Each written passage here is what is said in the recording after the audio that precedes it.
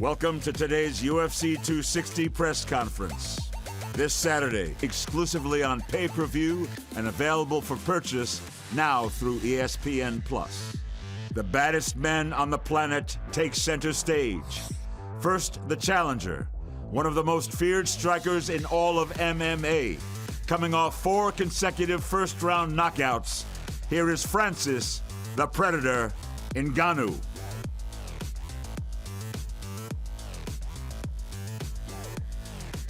He faces the most decorated heavyweight champion of all time.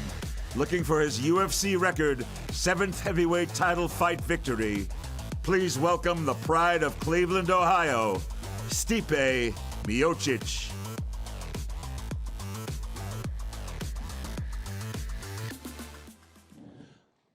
What's up, gang? Thanks for coming out today. We appreciate it. Who's got the first question? John Morgan. Stipe, this is a historic fight for you in a lot of ways. You know, you win this, you'll have more heavyweight title fight victories than anybody in UFC history. I'm just curious, will that be enough for you to finally get some respect at the firehouse, man? They give you no love there whatsoever. Will this finally get it? No, man. Never going to change. They're going to make me clean toilets, mop floors, clean the trucks, and that's what I love about them, man. They don't treat me any different, and I wish they did, but, you know, I'm still lowest man on the totem pole, working my way up, so maybe one day. Yeah. Listen, you know, it's crazy. I was just talking to him back there. I said, they give you some time off leading up to this fight? He said, I just worked Friday. Yeah, it's crazy. Well, I was going to say, I mean, I know what a humble guy you are, man, but, I mean, people are talking about you as the greatest of all time, and not just in the UFC, I mean, in all of mixed martial arts. I mean, when you hear that, what do you think? It's great. You know, it means I'm doing something right. It means my coaches are doing something right. You know, it's not just me, it's, you know, my team. You know, we're in it together. You know, we sacrificed so much to get here, and, you know, we ain't stopping. Yeah. This is a huge rematch, of course. You dominated him the first time you guys fought. That night, did you think, man, this is a guy I'm probably going to have to see again at some point in my career? Did you think you sent a statement enough that night that, like, hey, we know who the better fighter is here? I hope so. But you know, he's definitely gotten better. You know, we all evolve, and he's definitely evolved. And, of course, I knew I would probably see him down the road again. And, you know, listen, it's going to be a hell of a fight Saturday. Yeah, no question. Of course, you've had the trilogy with Cormier in between. I'm curious, did that experience give you anything that you can take into this, right? Like what adjustments can be made in a rematch, how people adjust to you, what's different in a guy when you see him repeatedly. Did you take any lessons out of that series? Yeah, it took a lot of things. You know, I think every fight, you know, win or lose, you learn. And but especially those fights, they were grilling fights. And, you know, DC is one of the best of all time. He's an amazing fighter, amazing athlete, like I always say. And I definitely take a lot of things from that fight, you know, just, you know, like, you know, changing things up and just seeing what's happening. And, you know, he's real crafty, you know. He's a good dude. Yeah. Last thing for me, for you, Stipe, you know, it seems that a win here and John Jones is next. That seems to be what's lurking out there. Dana has said that he thinks, you know, John deserves a title shot right away. I'm just curious if you think he deserves a title shot right away. And if that excites you, does that feel like a super fight to you, or is it just, you know, just the next guy in line? Well, if that was my decision, I wouldn't be fighting. I would be a matchmaker. Yeah, I feel like I would be doing that. But, yeah, you know, it's great. John Joe's moving up. You know, there's new guys in the division. A lot of new guys are coming up. But right now, my focus is on Saturday. That's all I care about. You know, and once take care of business on Saturday, then we'll look into it. Thanks, Stipe. Francis, for you, I did want to ask, you know, when you think back to that first fight, how do you remember it? I mean, is it a night that you think, man, that was me having a terrible night, or did you just look and say, that guy was the better fighter that night? You know, I remember that fight from the preparation, and obviously I'm not taking credit of Stipe. He was a better fighter that night, but when I look at that fight, I hate to watch that fight because I don't recognize myself. Even the way that I'm fighting, the way that I'm rushing, it doesn't. That guy looked like me, but I don't recognize that style. And also, I did a lot of mistakes leading up to that fight. I wasn't even there myself, you know. I kind of like, I didn't even have an emotion in that fight. I don't know. I was just there, like, lack of emotion. But this time, things will be different. I had enough time. Me and my team will put everything down right, and I think it's going to be right. Yeah. Your goal, obviously, was to get back to the heavyweight title. As you were working back here, were you hoping that he was the guy that still had the belt? Like, did it matter to you who you got the belt from when it finally came? Absolutely. I always wanted to have this fight for the title against Stipe because, as you said, he made a point that he's a better fighter, and I want to avenge that and prove that I'm the best. Yeah. And I think all of us are trying to say, where would the biggest difference be? Like, how does this go differently? So when you talk about your evolution, is there one point that you think is the biggest, whether it be, your wrestling is better now, whether it be the psychology, the mindset, the game plan? I mean, what is the biggest difference between fight one and the rematch? Oh, there's a difference in all of the aspects. I remember leading up to that fight, I was thinking about how he feels to fight 3-round fight. I had a lot of questions unanswered. I didn't have any experience on that, and even if I lost that night, I came back. There was a part of me who wasn't happy, but satisfied for the fact that, okay, I can do it. If I make it right, I can get there, and I don't have that concern anymore. I had a better preparation this time. And I have that experience and all what we'll be working on. I put some good work on my wrestling, jiu-jitsu, even striking. So, I think skill-wise, I have improved a lot, and I still have a lot of place to move in this sport. I might be 34 years old, but I believe that I'm very young in the sport, and I have a lot of place to grow. Nice. Thanks, Francis. Dana, I want to ask you, it's kind of, this event's kind of the end of an era, right? I mean, the pay-per-views at the Apex, you've announced the next 2 shows are going to be in front of full crowds. Is that the plan moving forward now? I mean, are we back to or is it just those 2 shows in particular? Yeah, no, I'm going to go everywhere that they're willing to sell out. So right now, we had the pre-sale in Jacksonville. We broke the arena record already.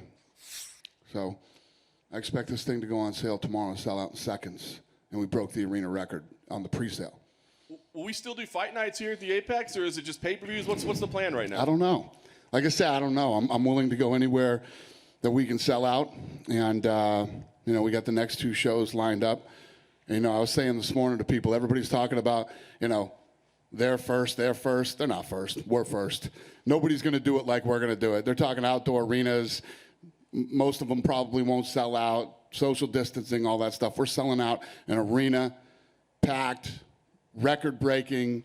I'm excited, and I'm going to go everywhere that people want to do that. Yeah, I was going to ask you, what got you ready to pull the trigger? You've been saying all along, we're going to be first back. I tried to move this fight.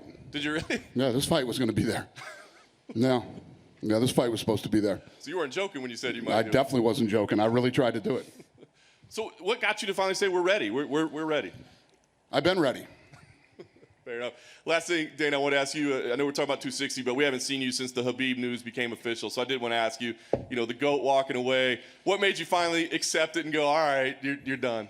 Yeah, no, listen, I told you I was gonna hammer on him for a while and try to get him to come back and fight. We got together. We had some great talks. We talked about lots of things, and he's ready to retire, and I think he's done. I don't think he'll come back.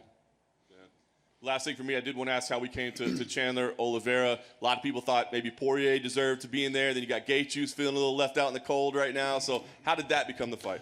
Like Stipe said, a lot of people don't make those fights. We do, so. That's my answer.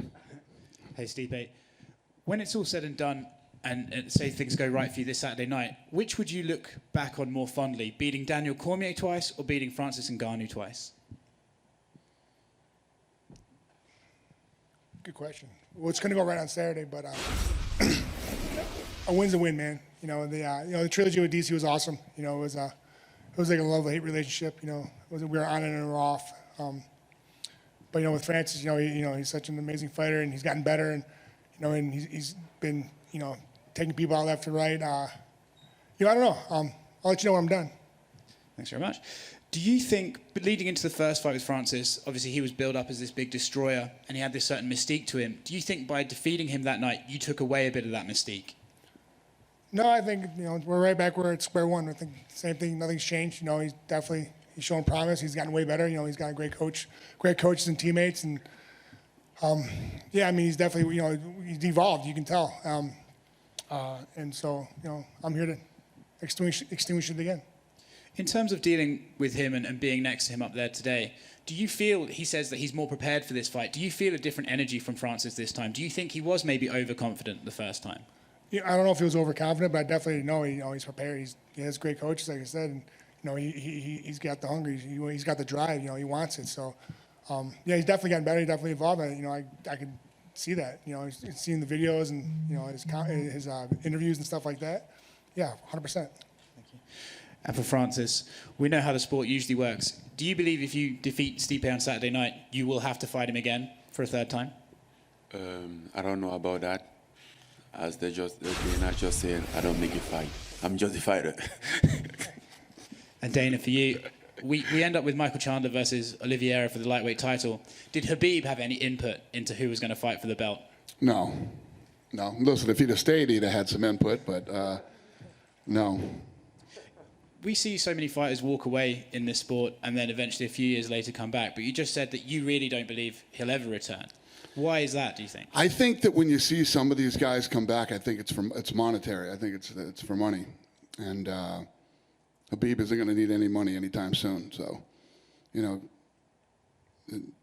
I just, in the conversation, the last dinner that we just had, I feel like he's done. He feels like it's like his fighting was a lot of pressure on his parents, and then what just went down with his dad, and now he's looking at his mom saying, I just can't do this to my mother. Thanks very much. Down here for Stipe. Obviously, Francis has improved a lot, evolved a lot. You've said as much. But what have you improved upon, and how have you evolved over the last couple of years? I've improved a lot of things. I have the best coaches and teammates in the world. I work on everything every day. Working on the holes. I don't care who you are. You have holes in your game, no matter how skilled you are. I feel like I'm wine. The older I get, the better is. Like wine, older it gets, better it gets. Yeah. Okay. It's just like fine wine. Got it. And Francis, there's always a debate about who is the best heavyweight of all time, and who are some of the best. There was. I think it's over now, but yeah. For sure, and that's what I wanted to ask you, Francis. Do you think Stipe has cemented himself right now as the best heavyweight of all time? Well, his record says itself. You can argue about that. He's the most. He has defended more titles in the UFC heavyweight division than anyone else. I might go for change it, but as for now, yes, he has it. Got it. And then just for Dana, got some news yesterday that Miocic Tate is coming back, former UFC women's bantamweight champion. How did that all come together? She reached out and said that she wanted to come back, and I was just saying, usually people come back for they need the money or whatever it is. I don't know honestly don't know what her reason is, but when she left, she went out. Women are kind of different when they retire. She went out and started a family, and I told her, I talked about this morning in an interview, but I haven't talked to her face to face about this. But I told her after her last fight, she got her nose fixed. I told her not to fix her nose. You wait till after when you're done fighting, I'll fix your nose. We'll get your nose taken care of. You go to the best guy in LA and get your nose done, whatever. She did it, and then she fought Amanda Nunes. And you'll see in that fight, Amanda Nunes punches her right in the nose, and you saw her fold I saw it happen right there the night of the fight. So she had a family. She said 5 years now. I guarantee her nose is a lot better. So, this actually, it'll be interesting to see how she does, I think she's going to do well. And Miocic, of course, is kind of forever linked with Ronda Rousey. Have you spoken to Ronda lately at all? Yesterday. Yeah. About what? No, it's not. Don't even fucking start, you guys. Yesterday about lots of different things, not this. But yes, we talked yesterday. I'm absolutely, positively not coming back ever. What did she think of Miocic coming back? She didn't say. We didn't talk about that. Yeah, I don't even think she knows. With Chandler fighting Oliveira now, is it safe to say that Dustin versus Conor 3 is kind of in the offing coming up? Yeah. So when you asked about, Dustin wants the rematch, that's smart. That's what he should do. He should take the rematch, take that fight. It's a big fight for him. Kid's worked hard his whole life, his whole career to be in a position like this, and that's the fight you take. We've been in positions like this before with others who've made the mistake of not taking that fight, and biggest mistake of their lives. July, maybe? Yeah, it could be July. July makes sense in that ballpark. And then just last thing for me, where does Justin Gaethje kind of fit in all this now? Because there are a lot. He fits very well in all this. So after this plays out, he's probably next in line. I mean, it depends on what happens with Dustin and Conor. And I mean, you know how that is. Timing is everything when these fights happen.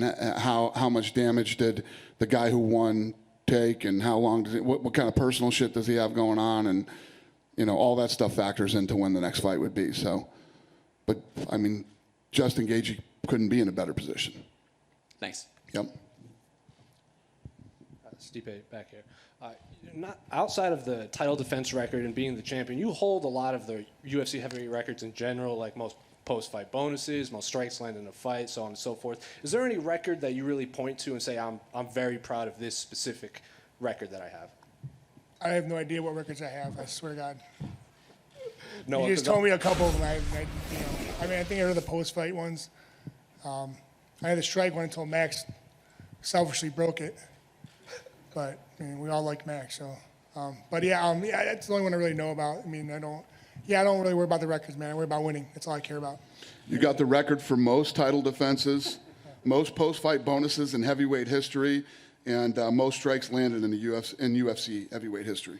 Cool. Well, there. There you go. Thank you. And then not only have you defeated Francis the first time, you lasted his last few opponents, they don't last 2 minutes, then they go away. So if you are watching these fights, are you seeing something, this one mistake that Francis' opponents keep making that you know you can take advantage of? Yeah, of course. Just like his coaches are watching me fight, and they can see there's holes in my game. I mean, it's a chess game, man. That's all it is. And I think whoever could exploit the one person's move, and they can take it. So definitely we worked hard for the last few months, and I've been working at it, and hopefully I can exploit it.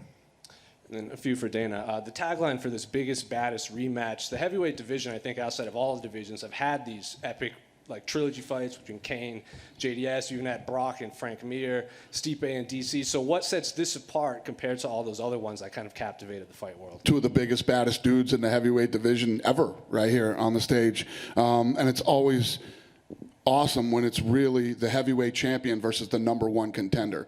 And, there's no doubt in anybody's mind that Francis has worked his way back up to be the #1 contender in the world. So two big, bad monsters. He's obviously better than he was the last time they fought. He's evolved and become a much better fighter, and he always finds a way to win no matter who he's facing. And then quick one, Dan Hardy's kind of done a few interviews saying that he feels like there's a misconception that you have of him. Have you had the opportunity to speak with him? Or that I have one of Dan Hardy? Yes, these are his words. Not even a little bit. And then another quick one. Since UFC 259, when Dominic Cruz kind of talked about his issue with Monster, a lot of other fighters have come out. Is there any change in you and Monster and Hans Molenkamp or anything like that? Any change in what? Is Hans still part of it, or? I have nothing to do. That isn't my company. They're a sponsor, and a damn good one. So they're good to everybody. They're good to us. They're good to the fighters. That's some internal stuff that they need to work on. That's none of my business. Hey, champ, Stipe, good to see you. So, What's the biggest lesson you've learned about yourself fighting DC 3 times? don't lose to him the first time. And what can you take from that into fighting Francis the second time? With the 3 fights with DC, and what I take from that is just being smart, patient, and just listening to my coaches. And, same thing with Francis, just, like he's doing. He's listening to his coaches, he's evolving. And that's what I do in that first fight. Just with DC, he, I kind of went away from the game plan and got caught. It's part of the game, and it is what it is. And so as long as I listen to my coaches and, keep going forward, I'll be good. The Schmoes got inside scoop that Joe Burrow, the Cincinnati Bengals quarterback, may be in attendance for this fight. It's not Baker Mayfield. It's not the Cleveland Browns. If he's cheering for you, are you going to be a Bengals fan? Well, I mean, they're from Ohio. I mean, they're not my number one team, but I mean, yeah. I mean, I love that dude. I think he's a hell of a quarterback. I mean, that dude's got balls after winning a national title, walking out with a cigar in his mouth. That's baller. I mean, it's pretty sweet. And taking money on the field. Did he really? Oh. Yeah. Why you bring that up, man? Now, question for Francis. After losing to this guy and Derek Lewis, you rallied off 4 first-round knockouts. What was the most difficult part about waiting for this inevitable rematch with Stipe Miocic? Well, as you said, the most difficult part was waiting. You know, after the Junior Dos Santos fight, I think I thought this fight would have happened back then, and it didn't happen until I fought Rosenstruck. And Miesha Tate returning. She trains at your gym, Extreme Couture. What have you noticed from working with her? She got that hunger in her eyes. What have you seen in training with her? I don't think I'll be able to answer that because we train together, but you know, in the gym usually like big guys in one side and small guys in one side, and I haven't had a chance to like be there just watching sparring. You know, I'm there sparring by myself. If he was like a big guy, I wouldn't be able to talk about that because sometimes we might be in the cage sparring together. And last question for Dana. I know John Jones is next. We've already talked about that. But if Francis Ngannou beats Stipe Miocic, does Stipe deserve an immediate trilogy fight? That's a good one, Schmo. I don't know. We'll see what happens. See how this thing plays out. It'd be tough to say, yeah, to say no, he doesn't deserve the rematch, of course. Yeah, I don't know. Stipe over here. Stipe, we obviously know about the love you get from your firehouse in Cleveland. I was wondering though, like, you're a pretty high-profile fireman around the world, right? What is the reception you get from the firefighters who aren't at your house and just the support they have? And do you feel like you rep for them around the world? Yeah, I definitely do. I think I rep well for them. Yeah, every time I go somewhere, if I go to another firehouse, you know, they greet me and it's great. You know, sometimes they don't know who I am, which I'm okay with that too. But some of the, you know, usually the guys do. But it's just great. You know, it's like another brother, in another state or city. Do you feel like you're the world's most famous fireman? I don't know. I don't worry about that. I got to worry about changing diapers and stuff, man. And for Francis Ngannou, Francis, about a month ago, we had Kamaru Usman, and he said right now there's 2 African champions, but if Francis were to win, if they did UFC Africa, you would be the main event. What does it mean to you to have that kind of, your countrymen say he would give you the honor? Well, it's a pleasure. I mean, Usman is the guy that I know he has my back, you know. When he comes to support, I know the guy is fully behind me and support me, and we support each other.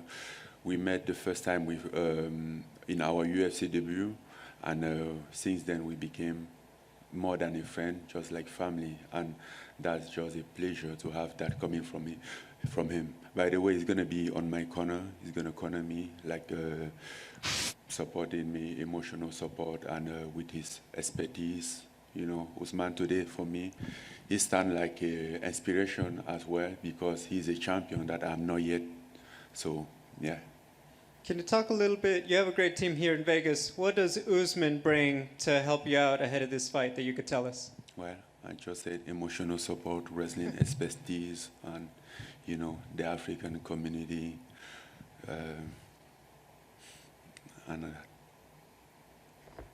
Finally, for Francis, I think a lot of people in the last few years, when they talk about the best knockout artists, it comes down to mostly 2 people, yourself and maybe Anthony Rumble Johnson.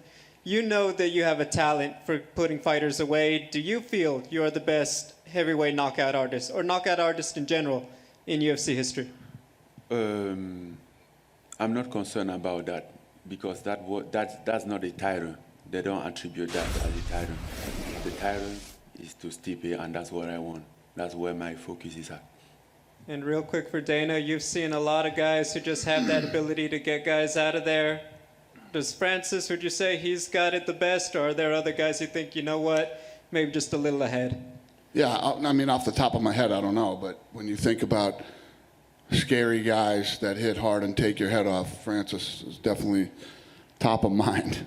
I can't think of anybody else off the top of my head who came in here and was scarier than Francis. Thank you. Anybody else? I'll take one more. Go ahead.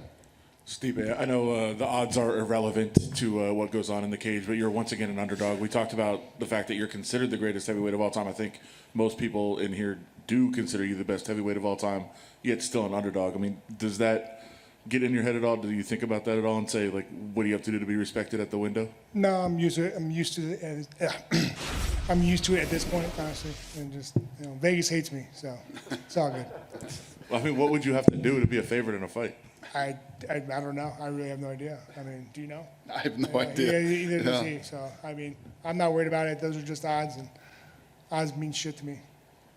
Dana, you're a gambler. I mean, what do you think about the fact that he's... I think Stipe Miocic people make a lot of money. That's what I think. Everybody who's ever bet on him must love that he's the underdog.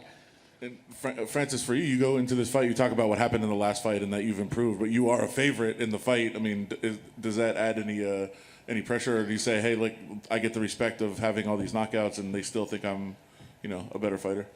Guess what? Those who make those odds, they don't fight. They are not in the cage fighting. And I think the last time I was a favorite, but I lost. So I'm not taking anything out of that. It doesn't matter. Good? All right, thanks, guys. I'll square these guys off for some photo ops. See you Saturday.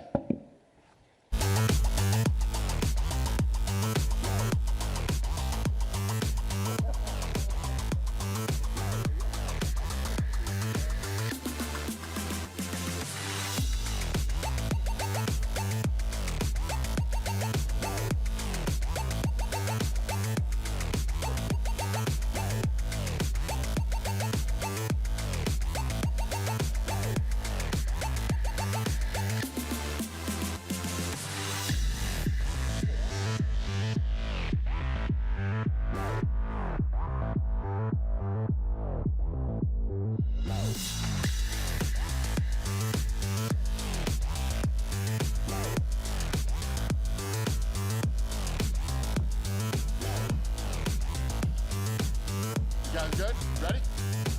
All right, let's do it.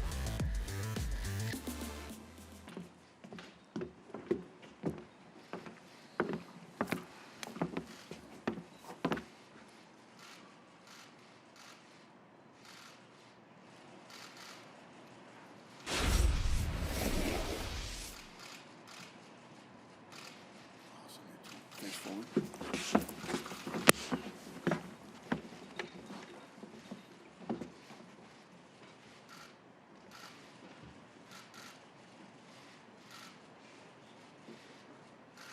Thank you very much.